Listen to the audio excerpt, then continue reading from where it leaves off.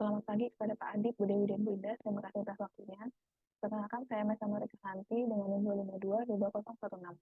Akan mempresentasikan hasil dari studi riset tematik 1 dengan topik adaptasi fisik bangunan kolonial sekolah terhadap kebutuhan ruang. Yang pertama, untuk pendahuluan, bahwa di suatu koridor di Jalan Jenderal Gatot Subroto di Kota Purwokerto terdapat 15 sekolah. Purwokerto ini merupakan ibu kota dari Kabupaten Banyumas, di mana Banyumas ini salah satu kabupaten di Jawa Tengah. Dari koridor ini terdapat 15 sekolah dari jenjang TK, SD, SMP, dan SMA. Dari 15 sekolah ini, 7 sekolahnya merupakan sekolah yang sudah berdiri sejak tahun 1920. Sehingga koridor ini menjadi penting karena adanya 7 sekolah yang berdiri sejak 1920 ini melahirkan beberapa sekolah lain hingga 15 sekolah hingga saat ini. Untuk perkembangannya dapat dilihat bahwa dari era politik etis atau tahun 1920 tadi, terdapat 7 sekolah. Di antaranya adalah HTS atau Holland Science School, di mana ini adalah setara dengan tingkat dasar sekolah. Saat ini sudah berubah menjadi SMP Bruderan. Kemudian ada Quake School yang awalnya adalah sekolah keguruan, saat ini berubah menjadi SMA negeri. Dan ada lagi Mulo, di mana ini adalah sekolah tingkat menengah pertama, saat ini berubah menjadi sekolah tingkat menengah atas. Kemudian ada HIS, awalnya adalah sekolah tingkat dasar, saat ini berubah tetap menjadi sekolah dasar, namun menjadi sekolah dasar yayasan swasta. Kemudian ada Castle School, saat ini berubah menjadi SMK. Europe Leisure School, saat ini berubah menjadi SMA, dan Technical School saat ini masih menjadi sekolah kejuruan. Dapat dilihat bahwa ada perubahan jenjang sekolah dari era politik etis hingga sekarang, seperti yang terjadi pada HCS, di mana awalnya adalah sekolah tingkat dasar, saat ini berubah menjadi sekolah tingkat menengah pertama Budiran Purwokerto. Kemudian Mulo, di mana awalnya adalah sekolah tingkat menengah pertama, saat ini berubah menjadi sekolah menengah atas, yaitu SMA 2 Purwokerto. Dan Quick School, di mana awalnya adalah sekolah keguruan, saat ini berubah menjadi SMA 5 Purwokerto. Selain adanya perubahan jenjang sekolah, juga adanya perubahan pengelolaan, di mana dulu adalah yang dikelola oleh pemerintah Belanda, saat ini dikelola oleh yayasan dan pemerintah Indonesia. Selain perubahan jenjang sekolah dan pengelolaan sekolah, juga terdapat perubahan fisik bangunan guna memenuhi kebutuhan fasilitas yang dibutuhkan saat ini. Seperti juga sudah diatur pada standar sarana dan prasarana untuk sekolah yang diatur oleh Menteri Pendidikan Nasional Republik Indonesia. Setidaknya pada sekolah dasar dibutuhkan ruang kelas, perpustakaan, laboratorium, ruang guru, tempat ibadah, ruang UKS, toilet, dan tempat berolahraga. Sedangkan untuk sekolah menengah pertama ditambah dengan adanya ruang konseling dan ruang tata usaha. Kemudian di sekolah menengah atas, laboratorium difokuskan setiap fokus pelajaran. Kemudian ada ruang konseling, ruang tata usaha, dan ada ruang organisasi. Dilihat dari kebutuhan dan standar yang dibutuhkan saat ini, beberapa sekolah melakukan penyesuaian secara fisik, baik itu dengan penambahan bangunan baru maupun pengelolaan bangunan yang sudah ada. Dari 7 sekolah yang sudah berdiri sejak 1920, 5 sekolah masih menggunakan bangunan kolonial sebagai sekolah tanpa penghancuran, sedangkan yang untuk 2 sekolah sudah melakukan renovasi secara total. Untuk sekolah yang masih menggunakan bangunan kolonial sekolah, terdapat juga beberapa perubahan, seperti yang terjadi di SMA 5 Purwokerto ini, kolomnya awalnya kayu, kemudian diubah menjadi kolom beton. Kemudian untuk SMA 1, di sini dindingnya menggunakan elemen keramik sebagai majalah dinding di setiap kelas. Untuk SMP Bruderan, di sini ada penambahan balok beton dan kolom beton. Dan SMA 5 Purwokerto, di sini adalah bangunan baru, di mana awalnya sebenarnya masih bangunan kolonial. Kenapa penelitian ini dilakukan?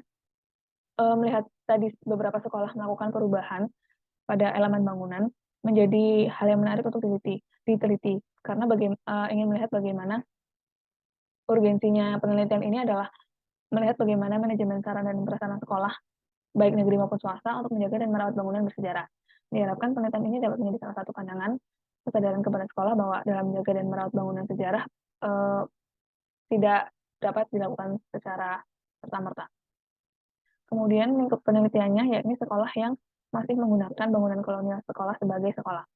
Objeknya yakni SMP Bruderan Purwokerto, SMA 5 Purwokerto, SMA 2 Purwokerto, SMA 1 Purwokerto, dan SD Kristen Purwokerto. Lokasinya berada di Jalan Jenderal Gatot Subroto, Purwokerto. Literaturnya yang saya ambil adalah yang pertama melihat tipologi, melihat bangunan, melihat sekolah di Indonesia di kota lain yang masih menggunakan bangunan kolonial. Di Palembang setidaknya ada 12 sekolah yang berdiri sejak tahun 1920 tadi, seperti Mulo, HCS, ILS, ICS, dan Sekolah Kelas 2. Dari 12 bangunan tersebut, 10 sekolah masih 10 sekolah masih menggunakan bangunan kolonial, tetapi dari 10 itu 5 masih utuh dan 5 sudah terdapat perubahan.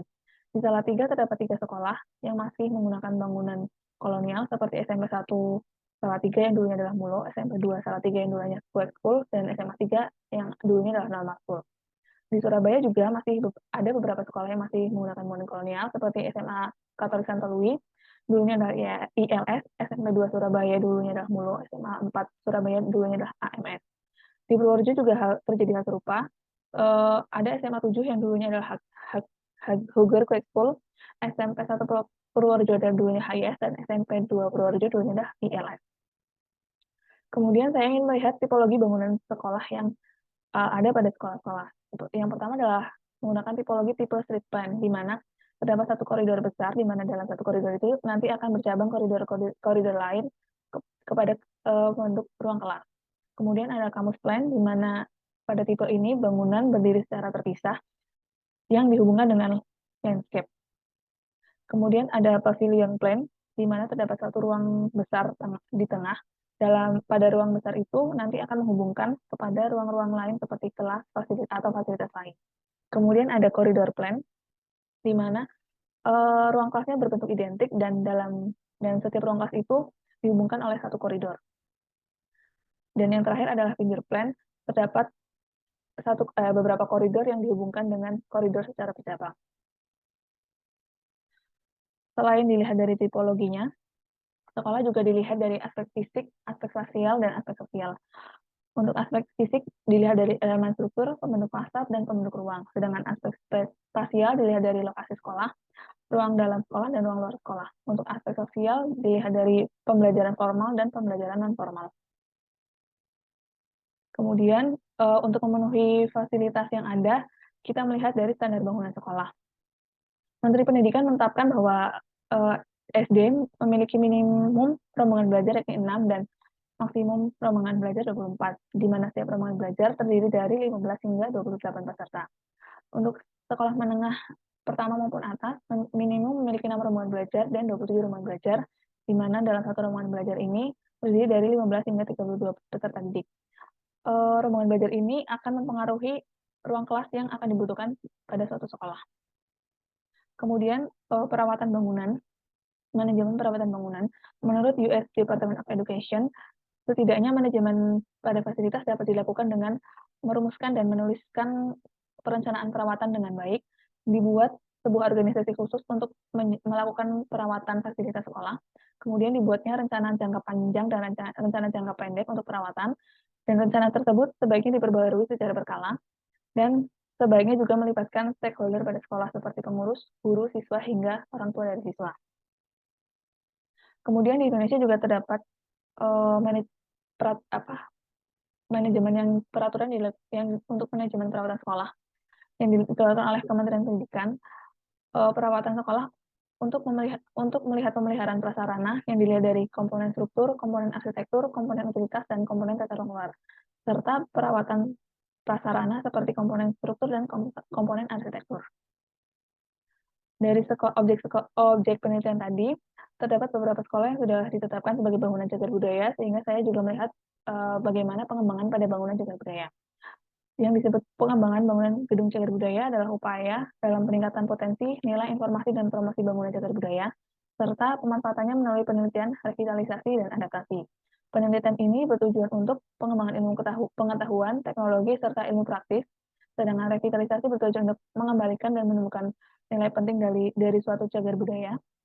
Dan adaptasi, ya ini bertujuan untuk mengubah atau mentransformasi bangunan cagar budaya sesuai kebutuhan saat ini. Adaptasi dapat dilakukan dengan penyesuaian bangunan sesuai yang dibutuhkan saat ini, seperti untuk keselamatan, keamanan, maupun kemudahan akses. Kemudian untuk bisa dilakukan dengan perubahan dan penambahan fungsi, dan dapat dilakukan berupa instalasi, ekstensi, intervensi, maupun sisipan. Penambahan bangunan juga dapat dilakukan dalam tapak yang berupa bangunan baru maupun menempel pada bangunan cagar budaya. Melihat dari permasalahan tadi dan literatur yang sudah saya kaji, tujuan dari penelitian ini adalah untuk memahami tipologi arsitektur pada bangunan kolonial yang digunakan sebagai sekolah, beserta penyesuaian yang terjadi pada sekolah tersebut. Untuk tujuan kontekstualnya, yakni sebagai data awal jika sekolah tersebut akan dilakukan preservasi. Pertanyaan penelitiannya yang pertama, ingin mengetahui bagaimana tipologi bangunan sekolah yang masih menggunakan bangunan kolonial sekolah. Setelah mengetahui tipologinya, ingin mengetahui bagaimana adaptasi fisik yang dilakukan pada bangunan kolonial sekolah. Setelah dilihat adaptasi fisik yang terjadi, dilihat pula bagaimana manajemen perawatan dan pemeliharaan fasilitas, sarana dan prasarana di masing-masing sekolah, terutama pada sekolah yang memiliki bangunan cagar budaya.